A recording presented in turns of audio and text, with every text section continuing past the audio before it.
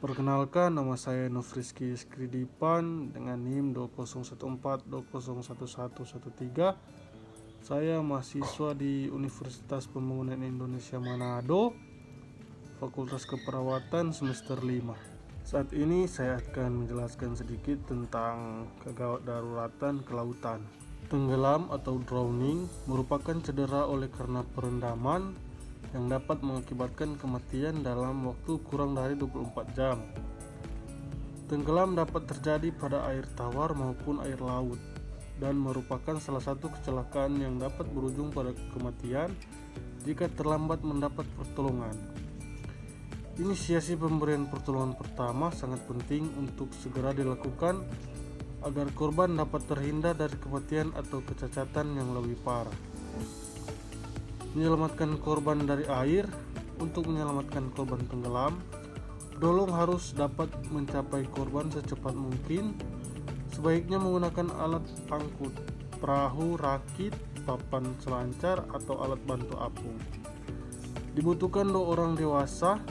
Korban diangkat dengan kepala telungkup untuk menghindari post immersion collapse. RJP dalam air. Yang pertama, berikan napas buatan, hal yang utama dan pertama. Yang kedua, ventilasi mulut ke hidung dapat digunakan sebagai alternatif ventilasi mulut ke mulut. Jika penyelamat mengalami kesulitan dalam mencubit hidung korban, menyangga kepala korban dan membuka jalan nafas di dalam air.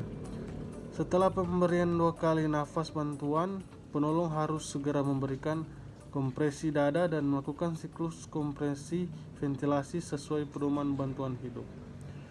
Apabila 10 detik denyut nadi tidak terabah, siklus kompresi ventilasi harus dilakukan kembali. Apabila penolong hanya sendiri, setidaknya memberikan 5 siklus, sekitar 2 menit, sebelum meninggalkan korban untuk menghubungi nomor darurat. Hanya penolong yang terlatih yang sebaiknya memberikan kompresi dada di air.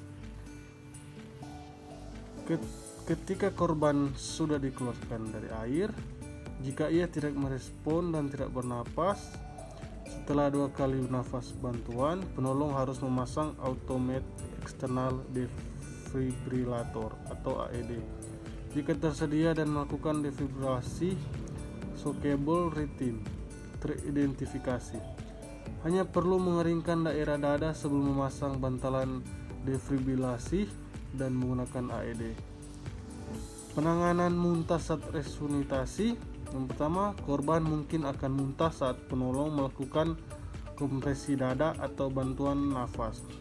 Sesuai dengan penelitian selama 10 tahun di Australia, 2/3 dari korban yang mendapatkan nafas bantuan dan 86% dari korban yang memerlukan kompresi ventilasi muntah.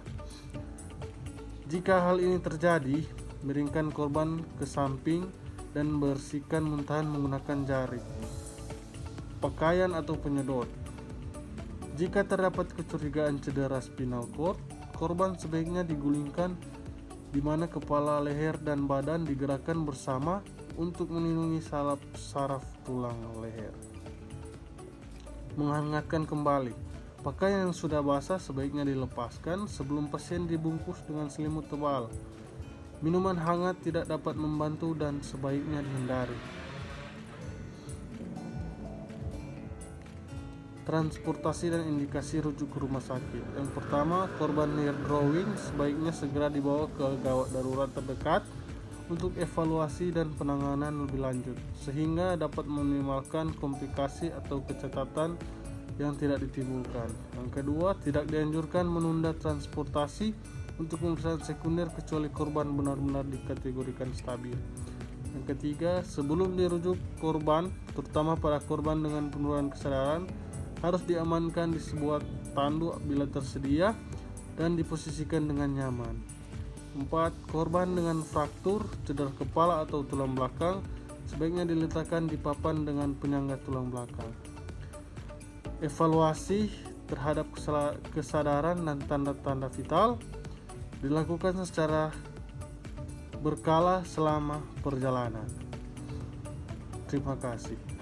Halo teman-teman yang baru saja lulus SMA atau SMK, Ayo bergabung bersama kami di Universitas Pembangunan Indonesia Manado.